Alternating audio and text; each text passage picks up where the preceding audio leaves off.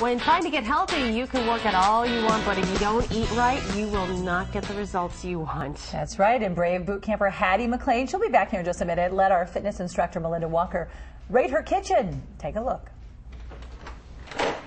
All right, Melinda, here's the pantry. All right, who we got going on here? So this is where most of our food is. Okay. Staples for us, the black beans and diced tomatoes. I don't know what I would do without those. I worry most about added sugars and added salts. Yep. Because I do buy some canned goods to help speed things up when I'm cooking dinner. This is a big thing, and a huge thing actually when you're in people's dry pantries is the canned items and the amount of sodium that's in a lot of things. That's a conscious decision because I started looking at some of the labels and was just astounded by how much sodium is hidden in things. You look for anything that says reduced sodium, low salt. You do the best you can when you're buying this stuff. So now you just become a little bit more conscious and start reading, the ingredients more. And I feel like you need a degree to read these labels sometimes. Yeah. It's hard. If one of the first words isn't whole, like if it says enriched. If it says enriched, or bleached, then that's not pure whole wheat. I know you said that you've gone through some changes just within your overall how you eat over this past year.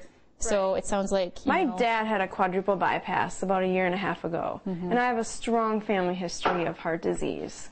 So when he had the surgery, it was really a wake-up call to me that I have to take this seriously, otherwise I might not be around to see my kids grow up. So I made real conscious efforts, cutting out a lot of red meat, replacing it with black beans, whole wheat things.